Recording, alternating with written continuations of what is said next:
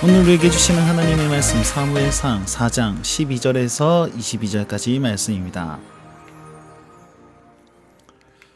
자, 오늘 말씀은요, 어제 말씀에 이어서 블레셋과 이스라엘의 2차 전투의 결과, 그리고 그에 따라서 파생되는 어떤 일들을 얘기하고 있습니다. 어떤 일들이 일어나냐면, 일단은 2차 전투에 있어서 패배하게 되죠. 여호와의 언약궤가 전쟁 가운데 있었음에도 불구하고 그들은 더 심한 패배를 맛보게 됩니다.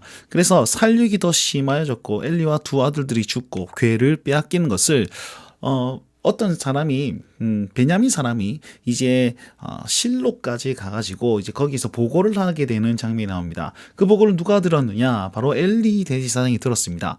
엘리는요, 의자에 앉아 있다가 이 얘기를 들은 거예요. 우리가 여호와의 언약궤가 갔음에도 불구하고 살육이 되게 심하였고, 그 다음에 아들들이 죽었고, 그 다음에 궤를 빼앗겼습니다 라고 얘기했습니다. 그 궤를 빼앗긴 순간에 의자가 넘어져서, 엘리가 앉아있는 그 의자가 뒤로 넘어져서 목이 부러져서 엘리가 죽음을 당합니다. 자, 이것을 무엇을 상징하냐면, 의자라는 것은 권위와 권력을 얘기하거든요.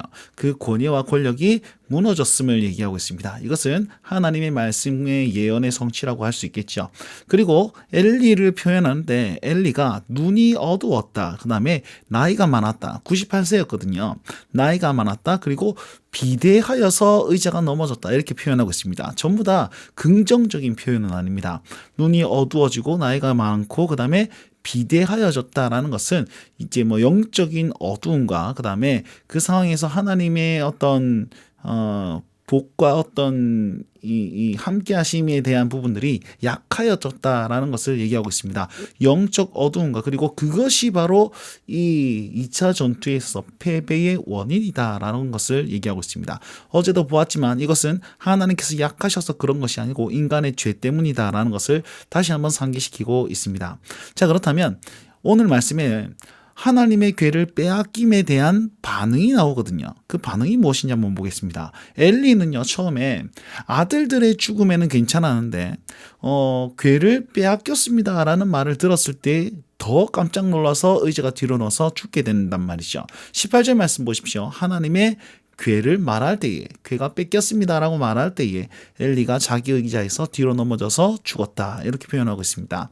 그 다음에 뒤에 이어지는 그런 사파에 보시면 비느하스의 아내, 즉 엘리 제사장의 며느리죠. 며느리가 출산할 때가 다 나왔는데 이때 이 소식을 듣고 남편이 죽고 시아버지가 돌아가셨다라고 말을 들었을 때에 산통을 겪습니다. 그리고 나서 출산보다 더 큰 고통이 하나님의 궤를 빼앗긴 것이다라는 것으로 얘기하고 있습니다. 왜냐하면 이 며느리가 애를 낳는데 너무 고통스러워하니까 옆에 있는 산모들, 그 출산을 돕는 사람들이 이제 아들이 태어났다 걱정하지 마라 그랬는데 뭐라고 대답합니까? 대답하지도 아니하며 관념치도 아니하였다, 이렇게. 그 고통보다도 자기는 뭐가 더 슬픈 겁니까? 남편과 시아버지가 돌아가신 것과 또 이르기를, 이렇게 얘기하면서 하나님의 궤를 빼앗겼으므로 영광이 이스라엘에 떠났다라고 고백하면서 애 이름을 이가봇이라고, 영광이 떠나갔다라는 그 내용으로 아이의 이름을 짓습니다.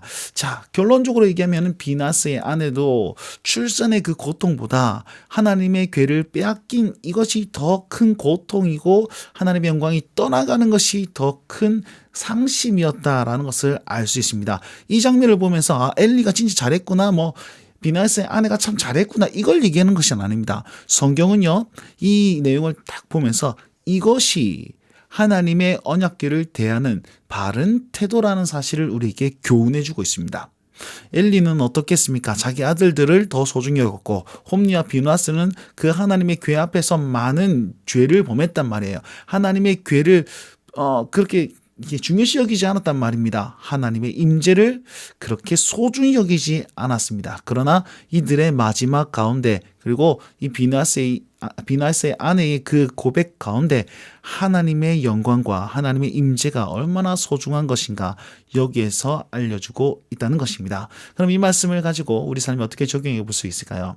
자, 하나님의 영광을 잃은 슬픔이 우리에게는 과연 있는가 한번 돌아봅시다. 여러분, 이 시대와 이 시국과 이 교회와 뭐 이 나라 전 세계적인 것을 보면서 여러분, 우리는 나의 문제에만 전전긍긍하고 나의 아픔만 이렇게 크게 느껴지고 그것은 아무것도 아닌 것처럼 여기고 살지는 않았습니까?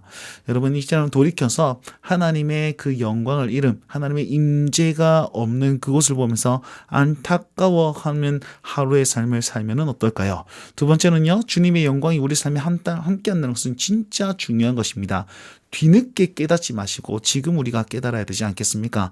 오늘 주님과 함께 말씀을 더욱더 소중히 여기고 주님과 함께 걸어 나아가실 수 있는 그 기쁨의 자리가 여러분, 저와 여러분들의 삶에 드러났으면 좋겠습니다. 그것을 위해서 우리는 무엇을 해야 할까요? 자, 오늘도 이 말씀을 마음속에 붙들고 우리 삶에 결단하시고 이렇게 주님과 함께 동행하시면서 승리하실 수 있는 모든 운동원들과 성도님들 되셨으면 좋겠습니다. 오늘도 주님과 함께 동행하십시오. 날마다 주님과